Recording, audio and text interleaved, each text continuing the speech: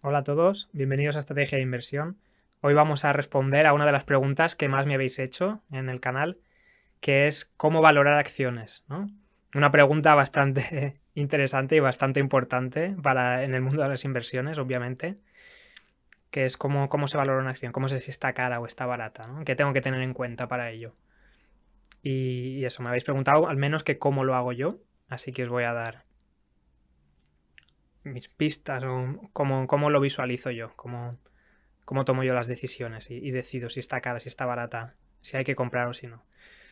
Como podéis imaginar, es una pregunta bastante importante y grande, así que posiblemente requiera varios vídeos para ello. En el primero nos vamos a centrar en lo que llamamos el valor intrínseco. Voy a intentar explicar qué es el valor intrínseco de una acción y qué conceptos o qué factores pueden afectar a ese valor intrínseco, que no es lo mismo que el precio de la acción. Lo veremos en otros vídeos, veremos otros factores que afectan al precio de la acción, pero que no necesariamente afectan al valor intrínseco de la acción. Así que, ¿cómo valorar acciones? ¿Qué es el valor intrínseco? He escrito yo una definición que podéis ver en pantalla y básicamente lo defino como el precio que debería tener una acción en base a los beneficios que vaya a generar a lo largo de su vida, a lo largo de la vida de la empresa. No los beneficios que genera este año, sino en todos los años que le queda vivo. Ese es como el core, la referencia central que aporta el valor intrínseco. ¿Cuántos beneficios va a generar la empresa en lo que le queda de vida?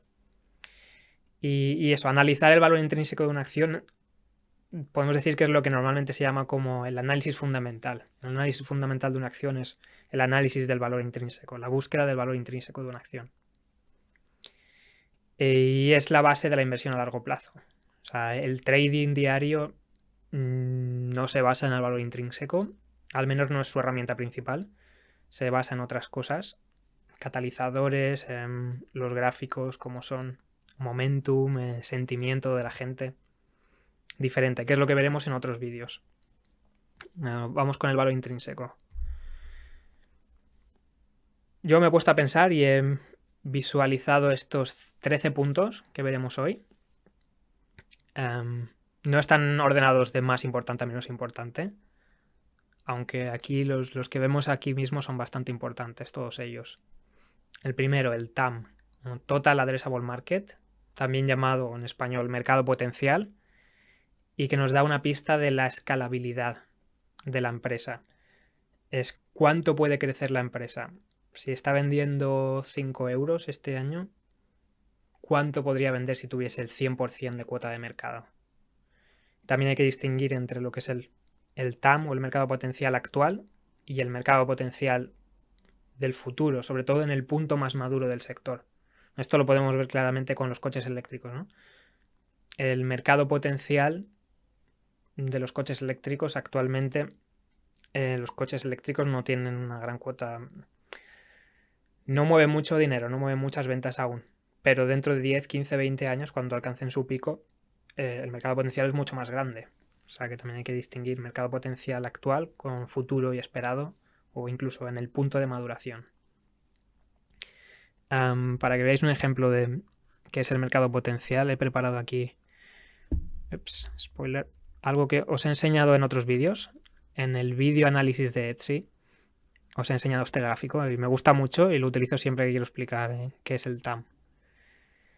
Por ejemplo, Etsy. Etsy es un marketplace online, una tienda online, como podríamos decir que es Amazon o Alibaba, se parece más a Alibaba que a Amazon, donde vendedores pequeños, pequeñas empresas o particulares venden productos que suelen ser únicos, no son productos de grandes marcas, no te venden un ordenador de Apple, te venden un collar que ha hecho la persona particular que te lo vende, o productos bastante exclusivos, bastante únicos, que no son de grandes marcas. Entonces, el TAM, ¿no? El TAM, como lo define la empresa, como lo define Etsy. Hay muchas categorías de TAM, ¿no? Porque, por ejemplo, vamos a empezar de más grande a más pequeño. Los posibles TAMs de Etsy, incluso hay TAMs más grandes. No cogería yo este como posible máximo TAM, sino uno más grande. ¿Qué ¿Qué está considerando aquí? 1,7 trillón de TAM si consideras los 6 principales países que tienen compradores de Etsy, compradores y vendedores, que aquí lo que importa son los compradores, que son Estados Unidos, Reino Unido, Canadá, bla, bla, bla. Y tiene en cuenta esos 6 países y solo algunas categorías de venta minorista. Tiene en cuenta joyería, tiene en cuenta muebles, por ejemplo, papelería, regalos, básicamente, pero no tiene en cuenta posiblemente electrónica, porque un particular, una empresa pequeña no diseña y produce un smartphone o un ordenador. Eso se produce en masa normalmente y se vende en Amazon, tiendas como Amazon o Alibaba. Este sería como el TAM más grande. Pero luego, claro, esto incluye ventas offline y ventas online. Con ventas online se reduce bastante el TAM y pasaría de 1,7 trillón a 249 billón. Una octava parte o algo así. Y luego, si consideras solo... Esto es una cosa que define Etsy, que son los productos especiales dentro de estas categorías, que no dice cuáles son, categorías de venta minorista, porque hemos dicho como regalos, papelería, joyería y muebles, que son de las principales de Etsy. Si consideras solo lo que es especial, para ocasiones especiales, no es lo mismo comprarte un sofá que venden millones iguales en Amazon, que comprar un sofá como un regalo para alguien y que sea algo especial. Entonces ahí reduce un poco el TAM. Y de estos 100 billion, que podríamos decir que es el mercado potencial de Etsy, Etsy solo tiene un 5%. O sea, en su marketplace, en su tienda virtual, se vende por valor de 5 billion. Esto era en 2019. Pero vamos, Etsy puede aumentar en industrias, puede aumentar en categorías de productos que venden, pueden aumentar en países en los que venden. Y no solo eso, sino que con el tiempo las ventas minoristas posiblemente aumenten a nivel mundial, a nivel de las geografías que incluye. Las online van a aumentar también. Tanto el TAM es enorme. Es difícil de definir qué es el TAM. A lo mejor en coches eléctricos es más fácil, pero igual, empiezas con Tesla coches eléctricos y luego te pasas a software de conducción autónoma, te pasas a energía y los TAM es mucho... Es difuso y es incierto, ¿no? Exactamente. Lo importante es saber si es mucho más grande que lo que está vendiendo actualmente la empresa. Y en este caso es un claramente sí. Está vendiendo 5 billón y el TAM puede ser entre 100, 1,7 trillón o vete tú a saber cuánto si sigues aumentando cosas. Y nada, vamos con más cosillas. Posición de liderazgo. Competencia y cuota de mercado. Todas juntas. Quiere decir, ¿es la empresa en la que voy a invertir la líder del mercado? ¿Cómo lo sé? ¿Tiene más cuota de mercado que el resto? ¿Y cómo está la competencia? ¿Hay algún competidor que esté creciendo muy rápidamente y pueda amenazar mi posición de liderazgo? O yo no soy el líder, soy segundo. Soy segundo, pero estoy creciendo más que el líder y puedo amenazar su posición de liderazgo. Una cualidad súper importante para analizar el valor intrínseco. Por ejemplo, Etsy es la líder en su sector. En su sector, si consideramos ese tan pequeño, de productos especiales de venta online. Y tiene poca competencia efectiva, la verdad. No puedes decir que Amazon es competencia de ese nicho. Amazon sería competencia del nicho grande, del 1,7 trillón, por ejemplo, del cual Etsy posiblemente le vaya quitando incluso cuota de mercado a Amazon, poco a poco. Pero vamos, el mensaje de este segundo punto es importante saber qué posición tiene nuestra compañía dentro del sector. No es lo mismo que sea la sexta, la séptima, y que no esté creciendo y no esté ganando cuota de mercado, porque entonces muy posiblemente desaparezca. Normalmente los mercados los sectores no aguantan tantas compañías. Las que tienen ventajas competitivas sobreviven y las que no normalmente mueren. O sea, es importante tener acciones que sean las líderes del sector o que apunten a ello al menos. Tercer punto, crecimiento esperado en los próximos años. Este punto es el más importante para saber el precio objetivo de una acción, digamos, a largo plazo. Porque una cosa es el mercado potencial, ¿no?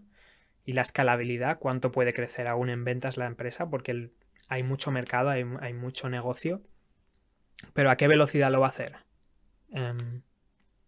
Y de hecho lo va a hacer, está ganando cuota de mercado al resto. Puede ser que el mercado potencial sea muy grande, pero si estás perdiendo cuota de mercado, posiblemente no estés ni creciendo. Entonces el crecimiento esperado en los próximos años es muy importante, y además que es muy numérico, es mucho más fácil de hacerlo numérico que los otros 2 puntos que hemos visto. Entonces es algo que se utiliza muy a menudo y muy a mano para calcular, tener un precio o un valor intrínseco de la acción, para ver qué precio objetivo podría tener. Y nada, comento aquí, analistas de estimaciones propias. Lo bueno es que hay un montón de páginas que tienen estimaciones para los siguientes 1, 2 o 3 años que han hecho analistas, y las estimaciones de revenue y de beneficios suelen ser bastante buenas. Me fijo sobre todo en las de revenue. Y suelen ser bastante buenas, sobre todo si estás empezando a analizar una compañía que no has analizado en el pasado y que no sabes mucho de ella. Lo que más información te da de golpe es ver las expectativas de los analistas de crecimiento de revenue y de beneficios, pero sobre todo de revenue, en los siguientes 1, 2, 3 años. Esa es la primera información que yo busco cuando descubro una nueva compañía y quiero analizarla. Y luego, una vez ya la dominas, la has estado analizando durante mucho tiempo, conoces muchos más los entresijos de la empresa, del sector, de la compañía, el mercado potencial, entonces tú mismo ya haces tus propias estimaciones. Y las estimaciones de los analistas suelen llegar hasta 2, 3 años máximo en el futuro. Tus propias estimaciones puedes hacerlas más, a 5, a 10 años vista incluso. Como yo he hecho en otros vídeos del canal, vídeo de Tesla a 10 años vista o vídeos de Xiaomi, de Etsy a 5 años vista. Entonces, súper importante, el crecimiento esperado. ¿Qué crecimiento me suelo referir al revenue, a las ventas? ¿Cuánto va a crecer en ventas? Bueno, las ventas es como la sangre de las compañías. Y luego nos vamos con la otra parte, el margen de beneficios. Lo que estoy diciendo, crecimiento en ventas, pero el margen de beneficios es otro concepto, los beneficios, ¿no? Es mucho más fácil analizar por separado. Crecimiento en ventas y luego el margen de beneficios, qué porcentaje es. Más que analizar el crecimiento en beneficios, que incluye ambas, incluye revenue y margen de beneficios. Vamos, es más fácil analizarlas por separado. El margen de beneficios, obviamente importante. No es lo mismo una empresa que tiene un margen de beneficios del 3% o el 2%, como puede ser ventas minoristas físicas, que sea Walmart posiblemente tenga un margen por ahí, en sus tiendas físicas, en los supermercados, en tiendas físicas de electrónica, lo que sea. No es lo mismo que un Facebook con 20-30% de margen de beneficios, o un Google o un Microsoft.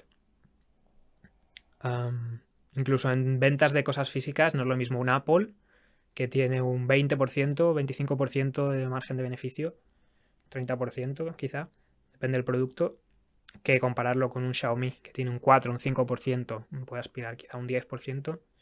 No es el mismo enfoque, la misma estrategia de negocio, modelo de negocio. Entonces, margen de beneficios, comento aquí, actual y esperado en madurez. Una cosa es saber cuál es el margen de beneficios actual, pero es mucho más importante estimar cuál es el margen de beneficios esperado cuando la empresa sea madura. Por ejemplo, en jd.com, vamos a seguir con Xiaomi. Xiaomi tiene actualmente un margen de beneficio neto alrededor del 4 o 5%, pero es posible que alcance uno mejor conforme vaya vendiendo productos. Su imagen de marca sea más fuerte, la gente está dispuesta a pagar más, empieza a vender productos más premium, hacerle más la competencia a Apple en smartphones y en otros productos. Su margen de beneficio probablemente suba, también por economías de escala, por producir en mayor masa. Los costes son menores, por lo tanto, el margen de beneficios crece. No es lo mismo el margen de beneficios de Xiaomi dentro de 5 o 10 años, a lo mejor cuando estén más consolidado y sea más líder, posiblemente, o líder de sus segmentos, que el que tiene ahora, o el que tiene una startup, o el que tiene Tesla. Tesla no le puedes valorar el margen de beneficios que tiene ahora, que tiene un 1, un 2, un 3%. Cuando meta software de conducción autónoma, cuando meta energía, seguros y otras líneas de negocio, su margen de beneficios, el que importa es el de madurez, que será un 15%, un 20%, parecido al de Apple, que tiene a la vez software y hardware. Habría que verlo, pero con un 20% de margen de beneficio, mucho mejor que las empresas fabricantes de coches actuales, de coches de combustión interna. los Volkswagen o los Toyota con un 5, un 10% de margen de beneficio, en el mejor de los casos, no es lo mismo, y mucho menos comparado con el actual. Entonces, margen de beneficios, factor súper importante para valorar el valor intrínseco, que hemos dicho que el valor intrínseco es básicamente o viene dado por la cantidad de beneficios que va a dar la compañía a lo largo de su historia. Por lo tanto, el margen de beneficios obviamente es importante. Más cosas que afectan. Salud financiera. Obviamente, la empresa tiene que sobrevivir. Y no solo tiene que sobrevivir, sino que tiene que financiar sus proyectos, su crecimiento, su expansión internacional. Eres un Xiaomi, has conseguido nacer, existir, coger un poquito de cuota de mercado en el mercado nacional, que es más fácil posiblemente, pero luego tienes que expandirte internacionalmente o tienes que probar nuevos productos. Xiaomi, que por ejemplo innova muchísimo y crea muchísimos tipos de productos, tiene que gastar mucho en investigación y desarrollo, contratar gente, externalización, expansión internacional. Entonces, todo eso requiere dinero. Entonces es importante saber el nivel de efectivo, cuánto dinero en efectivo se tiene en caja, ¿no? Para sobrevivir. Y si hay de repente un Black Swan, que se dice, un evento inesperado como el coronavirus, como una guerra, o como un volcán o algo que te afecte negativamente, necesitas tener cash para poder sobrevivir, necesitas efectivo. ¿Cuál es tu nivel de deuda a corto plazo? ¿O cuál es tu nivel de deuda a largo plazo? ¿No? A largo plazo menos riesgos porque no tienes que pagarla ahora, pero a corto plazo tienes que pagarla. Si no tienes cash suficiente o si tu negocio no genera suficiente beneficio neto para que aumentes tus arcas de efectivo, entonces hay un problema. Y cuando la empresa empieza a tener riesgos financieros, básicamente puede morir, puede irse a cero. Entonces la valoración de la empresa cambia totalmente. No es lo mismo el valor intrínseco de una empresa que va a durar 5 años que la que va a durar 30 años, ¿no? Como hemos dicho, el valor intrínseco depende de los beneficios que vaya a generar la empresa a lo largo de la historia. Así que cuanto más viva, más beneficios va a generar. Esperamos. Y otro punto, el acceso a la financiación.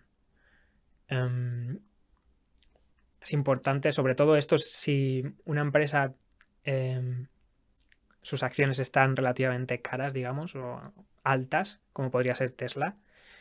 Eso quiere decir que tiene un acceso a la financiación estupendo. Cualquier banco les dejaría dinero porque se confía mucho en su modelo de negocio y en su futuro.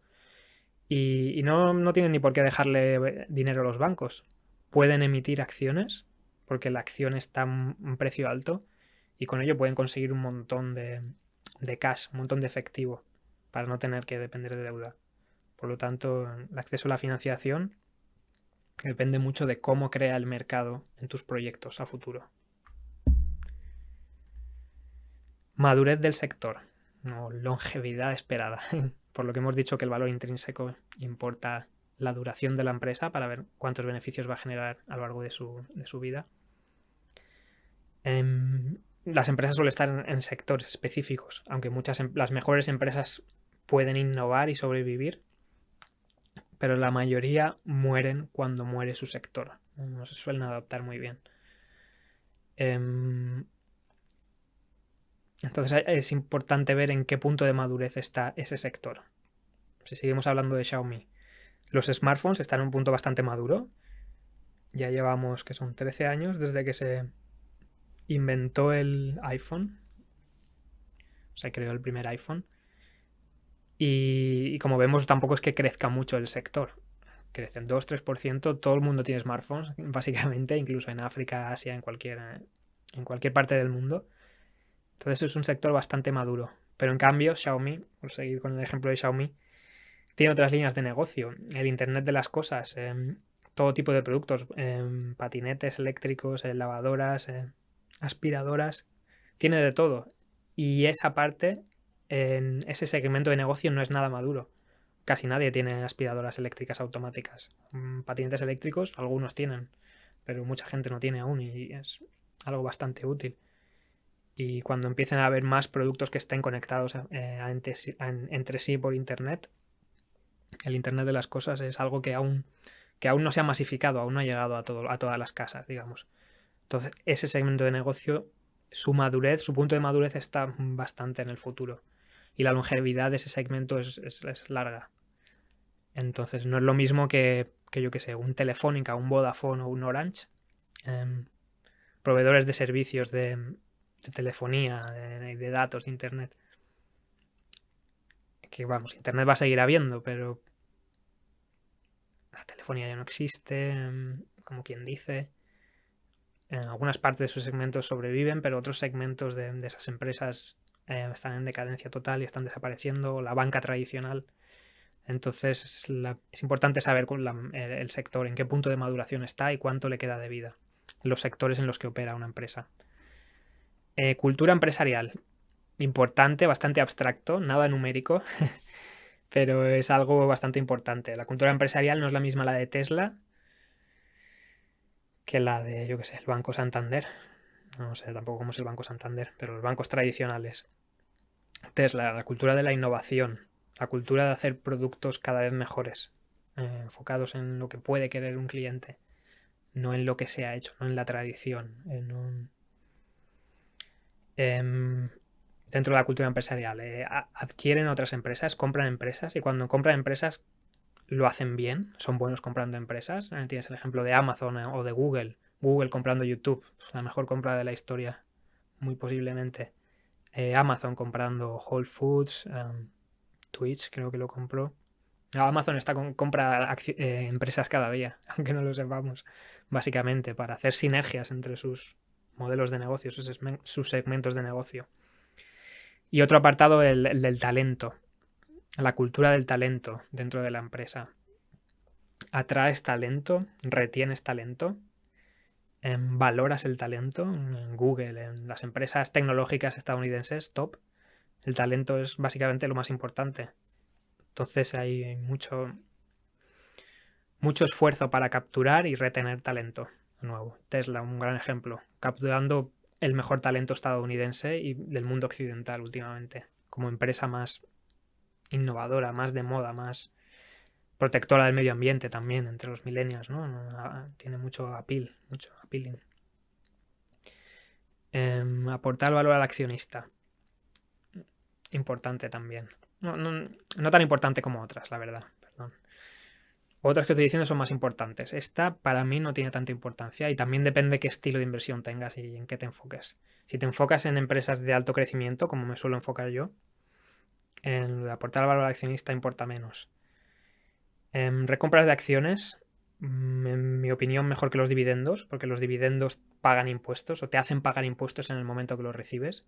En cambio, la recompra de acciones, en teoría, aumentan el valor de tu acción porque hay menos acciones en circulación para ser propietario de la misma empresa. Cada vez tienes más parte del pastel, digamos, más proporción de la empresa y no tienes que pagar nada hasta que vendas la acción. Entonces tienes ese beneficio de que no tienes que pagar impuestos. Entonces el compounding effect, el interés compuesto es mejor si la empresa sigue creciendo. En otro tipo de empresas no, si la empresa está en declive posiblemente sea mejor los dividendos que la recompra de acciones quizá. Y por eso las empresas que son muy maduras, casi todo el cash que generan, el free cash flow, el flujo neto de caja, el efectivo neto que generan, lo suelen dar a los accionistas en dividendos. Como os he dicho, yo prefiero recomprar acciones, incluso mejor aún que se invierta el dinero en proyectos para expandir mejor el negocio, internacionalización, innovación en nuevos segmentos de negocio y recompra de acciones puntual y cuando la acción esté en un valle y esté barata, no recomprar acciones porque sí, como hacen muchas empresas últimamente. Por ejemplo, Apple tiene una cultura de recompra de acciones continua en los últimos 3-4 años y la acción está empezando a estar un poco alta de más. Es que tampoco pueden parar de recomprar acciones porque si no a lo mejor empezaría a caer. Pero la recompra de acciones tiene que ser puntual y enfocada cuando la acción baja, en mi opinión. Producto, súper importante. Súper importante. El producto y servicio que vende la compañía es bueno. ¿Qué percepción tienen los clientes, los usuarios del producto o del servicio? ¿Cómo lo valoran de forma consciente? Difiero ahí entre consciente e inconsciente. Consciente es lo que podemos ver en, yo qué sé, en la App Store, cómo valoran determinada aplicación, ¿no? Por ejemplo, Facebook. ¿Cómo valoran Facebook en la App Store? Tampoco creo que tenga una gran valoración. No tendrá mala. Pero más importante es el inconsciente. ¿Cómo valoran los productos de forma inconsciente sus usuarios? Esta es la importante. Esta es la que importa más que la consciente. Por ejemplo, Facebook. Facebook, los usuarios la utilizan un montón, ¿no? Cada vez la usan más, repiten, cada vez hay más usuarios, son, digamos, los números que no mienten. Aunque haya una mala percepción y una mala imagen de marca, a lo mejor, de Facebook, o sea, hay una mala visión de la marca, realmente se sigue usando y se usa cada vez más. Y al final esos son los números más importantes desde el punto de vista de la supervivencia de una empresa o los beneficios que vayan a generar en el futuro. Ambos son importantes, ambos son información a tener en cuenta, pero si tienes que decidir cuál es más importante, la inconsciente es más importante. Es cuánto usan los productos los usuarios o los clientes, sean o no conscientes de ello. Imagen de marca. Aquí tenemos el gran ejemplo de Apple o Tesla, incluso. Lo importante que es que tu marca sea buena, porque te genera otras sinergias. Que hemos dicho en el producto, ¿no? Que es más importante que se venda el producto y que se use. Pero una forma de que se venda y que se usa es que que tú lo asocies a algo positivo, ¿no? Tener esa imagen de marca que tiene Apple o que tiene Tesla, de gran calidad, gran innovación y de estatus a la persona, ¿no? En plan, yo tengo un Apple, yo tengo un iPhone o yo tengo un Tesla. Como digo, atrae clientes, retiene clientes, atrae talento, canaliza la innovación, podríamos decir también, aumenta la longevidad de la empresa. Todo beneficio si tienes una buena imagen de marca. Pero vamos, producto, como he dicho, es posiblemente más importante que la imagen de marca y al final el producto, la innovación pesan más, aunque la imagen de marca es algo consciente del cliente. En cambio, el uso del producto, como lo valoren de forma inconsciente, es más importante aún. Equipo directivo. No es lo mismo tener a Jeff Bezos o Elon Musk, ¿no? Aunque Jeff Bezos se va ahora de Amazon. Pero me entendéis, es importante saber quién toma las decisiones y si ha tomado buenas decisiones en el pasado.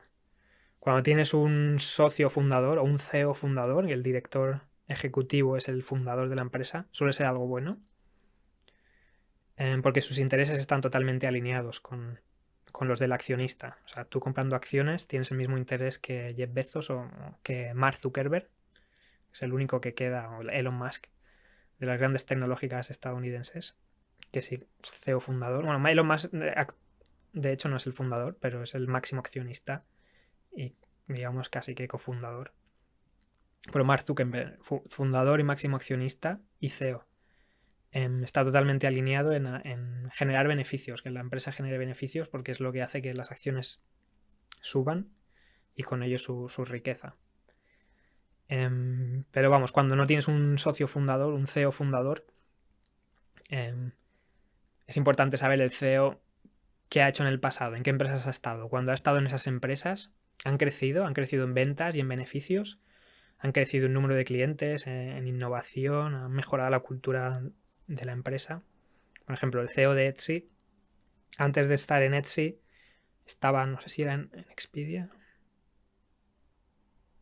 No me acuerdo, pero estuvo en una empresa, creo que era Expedia, un broker, un buscador de viajes, ¿no? Un comparador de viajes, de vuelos, alquiler de coche. Y lo hizo muy bien. Cuando estuvo de CEO allí, la empresa subió que flipas, ¿no? Y lo hizo muy bien. Y luego en Etsy igual, o sea, es tocar una empresa y hacerlo bien, o Elon Musk. Tocar un proyecto y hacerlo triunfar, atraer dinero, atraer innovación, focalización y ejecución de los planes. Importante, el equipo directivo. País de origen, o el país en el que se pasan la mayoría de operaciones, ¿no? Ahora está bastante es bastante importante. A lo mejor en otros tiempos esto no era tan importante, hace 5 o 10 años, a lo mejor no lo pensabas tanto. Pero tiene, como digo aquí, beneficios y perjuicios geopolíticos, sobre todo si la empresa es estadounidense o es china, por la gran rivalidad económica que hay y geopolítica.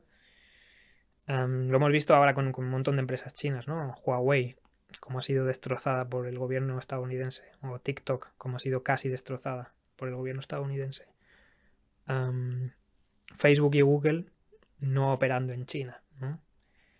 No es que haya sido destrozada, bueno, nunca llegaron a operar, pero sí, depende de qué país seas, te tratan mejor o peor en otros países. Entonces, posiblemente lo mejor es ser estadounidense porque tienen mayor poder de negociación y suelen aplicarlo y utilizarlo, ese mayor poder de negociación y tal. Pero bueno, luego tiene otras implicaciones. Si eres una empresa china, tienes el TAM doméstico. Una empresa nacional, sea china, sea española, sea peruana, tu mercado doméstico suele ser un mercado importante, suele ser el mercado en el que empiezas. Entonces, tener un mercado doméstico en auge, como puede ser el chino, ¿no? Con la clase media creciendo, la renta per cápita creciendo y una población de 1.400 millones de habitantes, es importante. Aunque el resto del mundo te cierre las puertas y no te deje vender, tienes un mercado masivo, ¿no? Entonces es importante. Y atraes el talento, ya no solo lo que vendas, sino atraes el talento a lo mejor local, ¿no? Donde tienes probablemente los headquarters, las oficinas centrales. Por ejemplo, Tesla atrae el mejor talento del mundo, como hemos dicho, del mundo estadounidense y posiblemente occidental, Europa, Sudamérica. Pero empresas chinas tecnológicas posiblemente atraen el mejor talento, al menos chino. Es un país con muchísimos habitantes. El talento chino cada vez es más bueno, con mejores educaciones y mejores ingenieros, mejores científicos. Entonces es importante el país de las operaciones porque atraes talento posiblemente de esa región. Y el último punto que vamos a hablar hoy, futuras legislaciones, ¿no? Posibles, afectaría a la longevidad de la empresa y a los beneficios que genere las legislaciones que vayan a aplicar en un futuro a la empresa. Por ejemplo, un Amazon en que dentro de 1 año, 2 años, te suban los impuestos online, de venta online en muchos países, ¿no? Algo que se habla mucho y que posiblemente sea, o lo que se habla de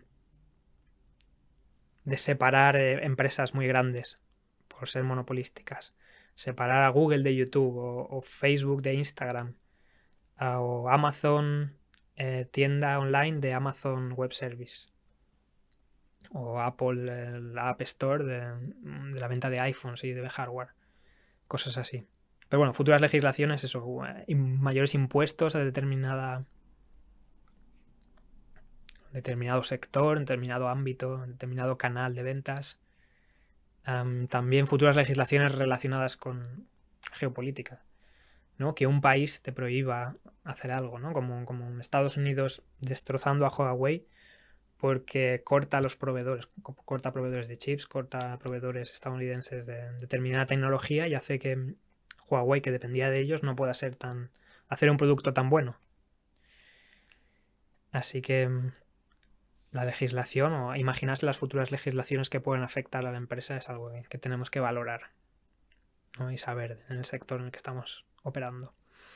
Y nada, en futuros vídeos, no creo que sea el siguiente vídeo, pero en futuros vídeos seguiré hablando de más apartados, más métricas, más conceptos que afectan ya no solo al valor, el valor intrínseco, sino al precio de la acción. Conceptos que pueden no aplicar al valor intrínseco, pero afectan al valor de la empresa. Por ejemplo, que los medios de comunicación te presten mucha atención de golpe, como puede ser el caso de GameStop. Podríamos decir a lo mejor que no afecta al valor intrínseco, aunque sí que afecta a algunas partes, pero es un catalizador que afecta altamente al precio de la acción. Que todo el mundo esté mirándote hace que mucha gente te compre o te venda y afecta mucho al precio de la acción. Pero bueno, ya lo veremos en el siguiente vídeo. Así que si os ha gustado este vídeo, darle al like, al me gusta y suscribiros si no lo habéis hecho aún, que me ayuda a mí. Y nada, muchas gracias.